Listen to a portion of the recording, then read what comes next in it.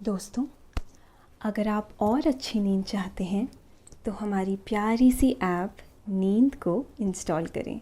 इस ऐप पर आपको एक्सक्लूसिव स्लीप स्टोरीज़ मिलेंगी और आप बिना यूट्यूब प्रीमियम के भी इन स्टोरीज़ को बैकग्राउंड में सुन सकेंगे। इंस्टॉल करने के लिए आप हमारी वेबसाइट neend.app पर ज़रूर आइए और अच्छी कहानियाँ, स्लीप म्यूज़िक, कुछ टिप्स सुनने के लिए इस चैनल को सब्सक्राइब कीजिए। नमस्कार, मैं हूँ पायल। आज मैं प्रस्तुत करती हूँ अलका खरे द्वारा लिखित सिया की कहानी, उसी की जुबानी, एक अनोखा निमंत्रण। ये कहानी उस यात्रा के इर्द गिर्द घूमती है जो अनायास आई तो है मेरी जिंदगी में, लेकिन उसकी चाह मेरे मन में एक अरसे से पनप रही थी। मेरा नाम सिया है। अपनी प्रिय सहेली की शादी में मेरा कश्मीर जाना हुआ। फिर जो कश्मीर देखा मेरे सपनों से भी सुंदर था। कश्मीर का सौंदर्य ही नहीं, वहां का जीवन, संस्कृति, लोग, उजली सुबह, चमकदार दोपहर, धुंधलाती शामों और सर्द रातों की भी कहानी है ये। कहानी सिर्फ कश्मीर की सुंदरता ही बयां करती नहीं चलेगी, बल्कि वहां की नैसर्गिक छटा की भी चर्चा होगी, जो सिर्फ इसीलिए बच गई क्योंकि वहां कंक्रीट के जंगल नहीं बने। बर्फ से ढकी चोटियां, शिकारों से भरी डल झील तो इस किस्से में होगी ही। बकरवालों की झोपड़ी में उन टिमटिमाती लालटेन की भी बात होगी, जो उन चरवाहों की जिंदगी में सितारों से कम नहीं है। महानगरों से उलट सुकून ही सुकून और सुंदरता ही सुंदरता। मगर इस कहानी को आगे सुनने से पहले और मेरे साथ एक सुंदर सफर पर चलने से पहले आप अपने आसपास की सारी लाइट्स ऑफ करके आराम से लेट जाएं। अपनी आंखें धीरे से बंद कर लीजिए। अब थोड़ा सा अपने शरीर को आराम दीजिए। थोड़ा और आराम। अपने शरीर को बिल्कुल ढीला छोड़ दीजिए।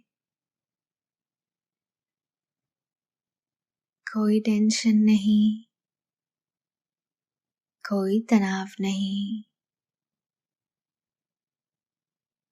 अपने दिमाग में चल रहे सभी विचारों को, चिंताओं को त्याग दें। एक शांति से महसूस करें। सभी नेगेटिव पॉजिटिव विचारों को धीरे धीरे निकाल दें। हाथों को सीधा करके अपनी कमर के साइड में रख लीजिए। अब अपनी सांसों पर ध्यान लगाएं। इसको धीमे या तेज नहीं करना है, बस ध्यान देना है कि कैसे वो आपके नाक, गले में होते हुए आपके फेफड़ों में आ रही है और आपके फेफड़े थोड़े फूल रहे हैं, और कैसे वो आपके फेफड़ों से वापस गले और नाक के माध्यम से वापस निकल रही है, और आपके फेफड़े थोड़े सिकुड़ रहे हैं। मन शांत, एकदम शांत होता जा रहा है। आप बहुत अच्छा महसूस कर रहे हैं, खुद को काफी हल्का फील कर रहे हैं। सब तरफ शांति ही शांति है, सुकून है, खामोशी है। दोस्तों, अब से आप आपकी मनचाही दादी और नानी की कहानियों से प्यारी नींद की कहानियां सिर्फ और सिर्फ नींद ऐप पर ही सुन पाएंगे। तो इसी तरह हमारे साथ कहानियों के जरिए जुड़े रहने के लिए आपकी अपनी नींद ऐप इंस्टॉल करें।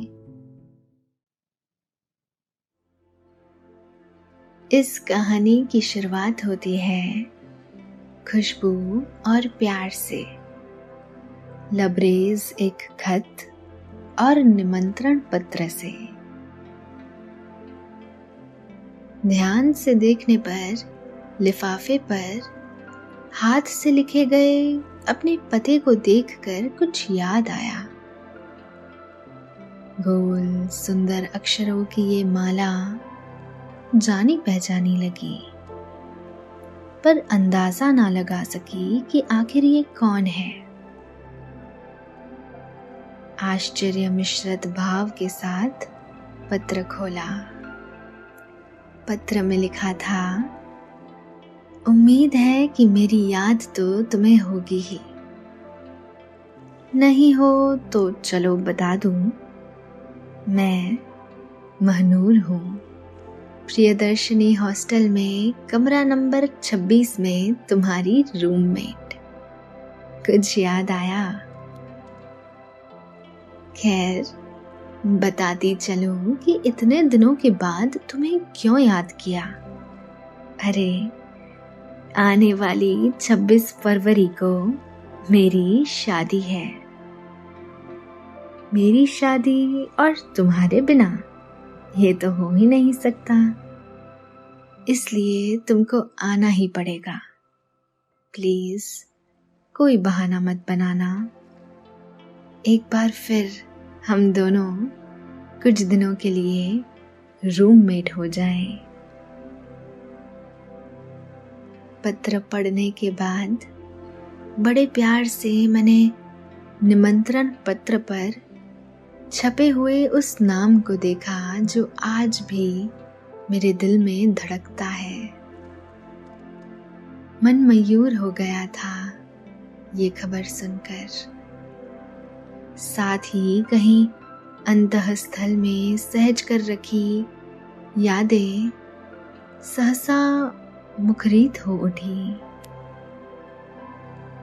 चुपचाप बैठी हुई देर तक यूं ही अपनी दोस्ती के पन्ने पलटती रही। लग रहा था कि फोन लगाकर अभी उसको अपने पहुंचने की खबर दे दूं, पर तभी ही मन में आया, नहीं, उसको सरप्राइज दूंगी। मुझे अपने सामने देखकर कितनी खुश हो जाएगी। मैंने जल्दी से मोबाइल पर उसका नंबर देखा और बस फोन मिला दिया। खूब सारी बातों के साथ बधाई दी। उसके बहुत मनुहार करने पर भी उसको नहीं बताया कि मैं आ रही हूँ। बस काम और व्यवस्था का हवाला देकर असमर्थता जताई। फोन रखते ही शादी के 2 दिन पहले का टिकट करवाया। मन ही मन उसी समय से तैयारी भी शुरू कर दी। ये ड्रेस इस समय पहनूंगी, तो ये वाली उस समय। 2 दिन पहले का टिकट इसलिए करवाया क्योंकि मुझे कश्मीर घूमना भी था। दोस्तों, अब से आप आपकी मनचाही दादी और नानी की कहानियों से प्यारी नींद की कहानियां सिर्फ और सिर्फ नींद ऐप पर ही सुन पाएंगे। तो इसी तरह हमारे साथ कहानियों के जरिए जुड़े रहने के लिए आपकी अपनी नींद ऐप इंस्टॉल करें।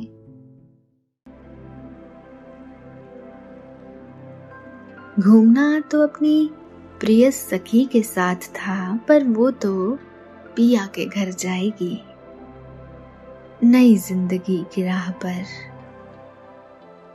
तभी घड़ी के अलार्म ने चौंका दिया। पता ही नहीं चला कैसे इतना समय निकल गया। जल्दी से ऑफिस के लिए तैयार होकर निकल पड़ी।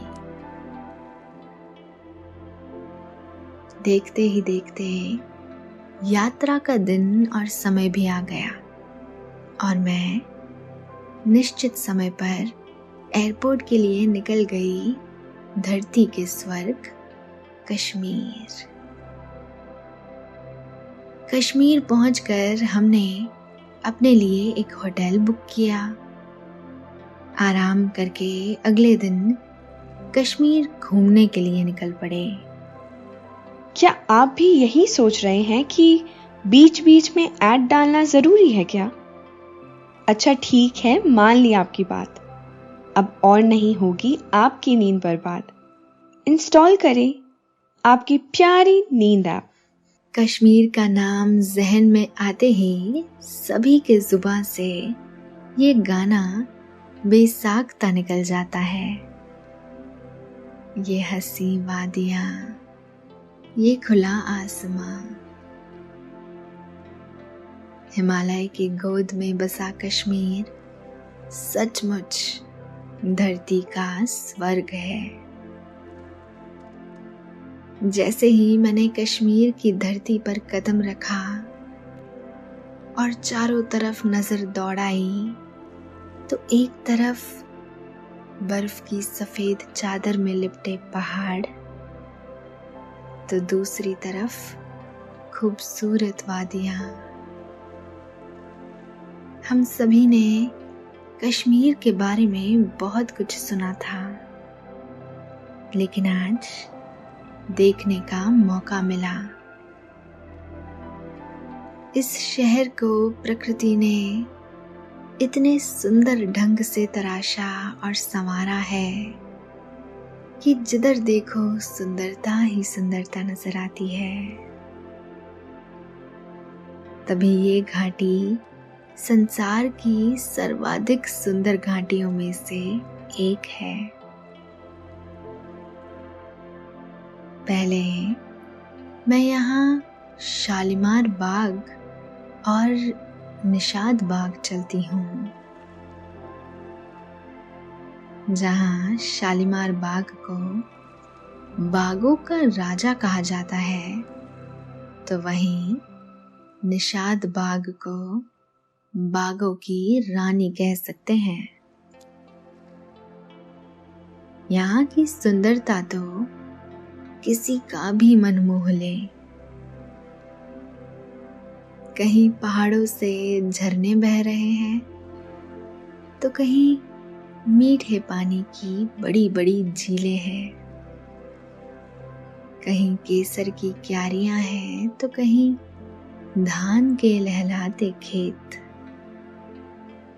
कहीं चिनार के विशाल वृक्ष हैं, तो कहीं लंबे देवदार। सारी घाटी फल फूल के बागीचों से भरी पड़ी है। ऐसा जान पड़ता है जैसे सारा कश्मीर ही बहुत बड़ा और बहुत सुंदर बाग है। इतना सुंदर कि कहा जाता है कि मुगल बादशाह जहांगीर भी प्रतिवर्ष कश्मीर की सुंदरता को देखने आया करते थे। जहांगीर ने ही कश्मीर में ये शालीमार बाग लगवाया जो बहुत प्रसिद्ध है। शालीमार का अर्थ है प्रेम। वास्तव में ये बाग जहांगीर के सौंदर्य प्रेम का जीता जागता प्रमाण है। इसे मनुष्य और प्रकृति दोनों ने मिलकर सजाया है। ये एक सीढ़ीनुमा बाग है। ऐसा लग रहा है कि इसकी पहली सीढ़ी पर लगे सुंदर पेड़, क्यारियां भी रंग बिरंगे फूलों से मुस्कुराकर मेरा स्वागत कर रहे हों। आड़ू, बादाम, खुबानी और ये चेरी के पेड़ कितने सुंदर लग रहे हैं। पेड़ों पर तो सिर्फ सेब ही सेब लदे हुए हैं, पत्तों का तो कहीं नामो निशान नहीं है। हर सीढ़ी पर हरी हरी घास का नरम गलीचा यानी कि हरी घास का कालीन बिछा हुआ है। इस बाग के बीचों बीच ये एक नहर है जो एक एक सीढ़ी पर से कल कल की आवाज करती हुई तेजी से उतरकर डल झील से गले मिल रही है। ऐसा लगता है कि जैसे शाम को परिंदे घर लौटने की खुशी में चहचहाते हुए सीढ़ी दर सीढ़ी फुदक फुदक कर अपने नीड़ की ओर बढ़ चल रहे हों। चौथी सीढ़ी पर बने इस तालाब में इन फव्वारों की सुंदरता शब्दों में बयां करना सचमुच मुश्किल है। जिस समय सारे फव्वारे एक साथ चलते हैं तो कितना सुंदर लगता होगा, बिल्कुल परीलोक सा। 2 दिन घूमते घूमते कैसे निकल गए पता ही नहीं चला। अब तो महनूर की शादी भी कल ही है, वहां भी समय से पहुंचना है। कश्मीर आकर डल झील और शिकारे पर नहीं घूमे तो कुछ नहीं घूमे।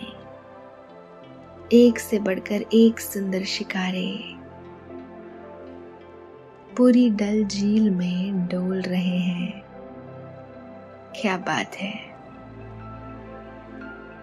झील में तो वहां का स्थानीय बाजार भी लगा है। कभी पास में फलों और मेवों के, कभी फूल और कभी स्थानीय शॉल, फिरन आदि बेचते खूबसूरत और तहजीब वाले युवक और युवतियां दिख रहे थे। जुबान तो उनकी ऐसी जैसे कि वहां के मीठे फल। हम धीरे धीरे सैर करते हुए अपनी महनूर के घर भी पहुंच गए। महनूर के घर के बाहर और अंदर की सजावट देखकर कोई भी बता सकता था कि ये शादी वाला घर है। घर के अंदर से घुंघरूओं और ढोलक की थाप साफ सुनी जा सकती है।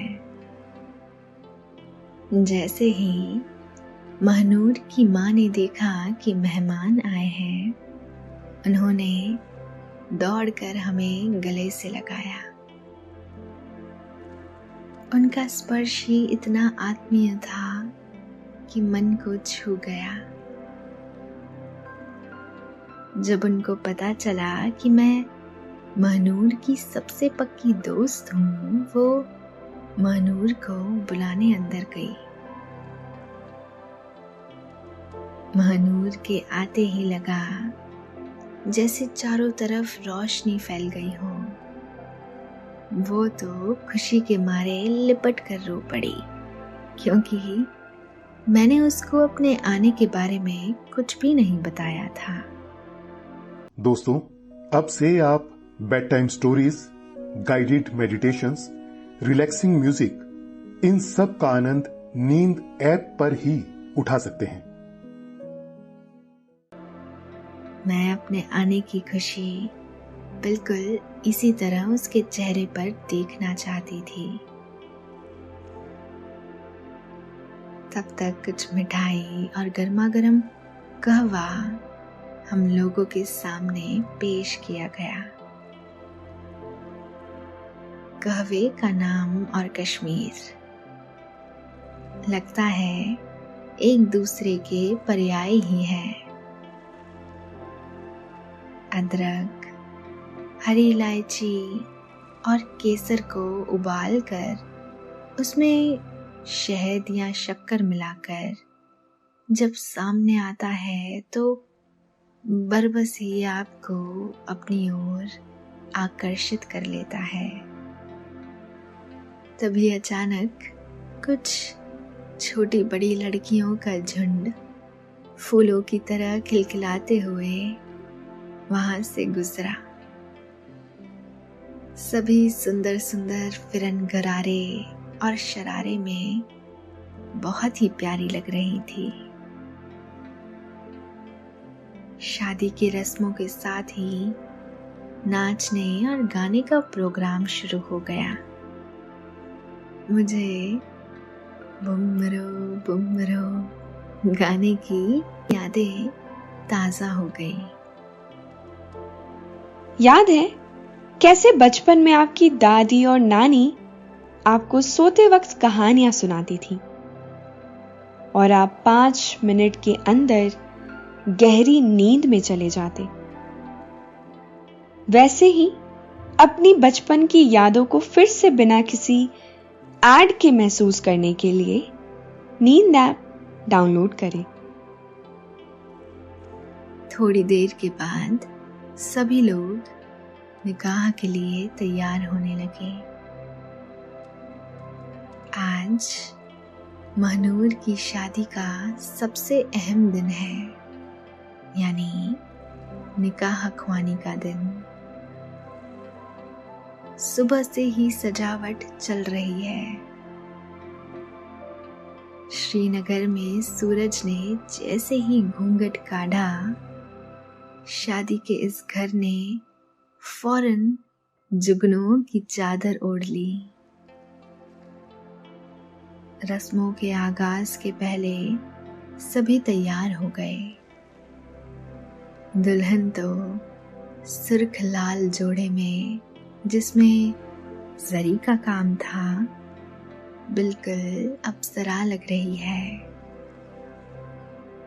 तभी लड़कियों ने चहकते हुए कहा, बारात आ गई, बारात आ गई। फूलों से सजी एक बड़ी सी कार दुल्हन के घर पर आकर रुकी। कार का दरवाजा खुलते ही शाही अंदाज में राजकुमार की तरह दूल्हे मियां उतरे। दुल्हन के घर से सभी लोगों ने दूल्हे का फूलों और इत्र से स्वागत किया। खामोशी और सादगी भरे इस्तकबाल में खुशियों के ढोल बखूबी सुने जा सकते थे। बड़े ही अदब से सभी बारातियों के साथ दूल्हे को रोशनी और फूलों से सजे निकाह वाले हॉल में पहुंचाया गया और दूल्हे को खूबसूरत सोफे में बिठा दिया गया, जिसका आधा हिस्सा गुलाबी पर्दे से ढका था।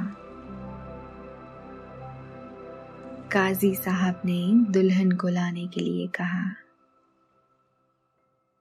लाल जोड़े में सजी दुल्हन शर्म और हया का लिबास ओढ़े एक जालीदार लाल घूंघट के पीछे झुकी हुई नजरों से आने वाली जिंदगी की झलक देख रही थी।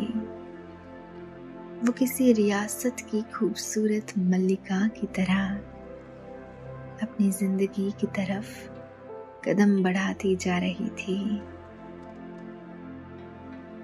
पर्दे की दूसरी तरफ दुल्हन को जब बिठाया गया तो दोनों में खामोशी थी, लेकिन धड़कनों ने गुफ्तगू करना फौरन शुरू कर दिया था। दोनों के बीच पर्दा था, पर आने वाली जिंदगी कश्मीर के पानी के चश्मे की तरह साफ थी। काजी जी की आवाज ने दोनों को ख्वाबों की दुनिया से हौले से बाहर निकाला और निकाह करवाने की इजाजत मांगी। निकाहनामे पर दस्तखत होते ही फासले मिटा दिए गए। दुल्हा दुल्हन एक दूसरे में ऐसे गुम हो गए जैसे ये महफिल है ही नहीं। मुबारक का सिलसिला काफी देर तक चलता रहा। फिर से एक बार नाश्ते के साथ गर्मा गर्म कहवों की प्यालियों का दौर शुरू हो गया। कुछ देर में बाजवा की जबरदस्त गायकों की खुशबू सब तरफ घूमती हुई अपने पास आने की दावत देने लगी। बाजवा का हर एक गायक नायाब, लजीज और उम्दा था। रात जैसे जैसे गहराती गई, माहौल में अपनापन बढ़ता चला गया। थोड़ी ही देर में मैं अपनी सहेली के कई रिश्तेदारों से न सिर्फ मिल चुकी थी, बल्कि ऐसा लगने लगा था कि मैं उन्हें पहले से ही जानती हूँ। निकाह तो हो गया था, अब रुखसती यानी विदाई का मौका आने वाला था। मेरी सहेली अपने आंगन से रुखसत होने वाली थी। दोस्तों, अब से आप bed time stories, guided meditations, relaxing music, इन सब का आनंद नींद ऐप पर ही उठा सकते हैं। फिर नाजों से पली अपनी बेटी को माँ ने दुल्हे के हवाले करते हुए खूब खुश रहने की दुआएं दी। दुल्हन की घूंघट के अंदर से झांकती हुई खूबसूरत आंखें आंसुओं से धुंधली होकर बिलखने को तैयार थी। अम्मा अब्बा, एक बार फिर से गले से लगा लो। दूल्हे ने जैसे ही चलने की इजाजत मांगी, माँ ने फिर से अपने दिल के टुकड़े को हमेशा खुश रखने की दुआ दी। दुल्हन यानी मेरी सखी अब अपने नए घर को रोशन करने के लिए जीवन के नए सफर पर निकल पड़ी थी और हम भी भारी पर खुशमन से अपनी यादों की गठरी समेटकर अपनी मंजिल की ओर चल दिए। मैं एयरपोर्ट के लिए नियमित समय से बहुत पहले निकली। दरअसल मुझे एयरपोर्ट के पहले पड़ने वाले गांव से होते हुए जाना था।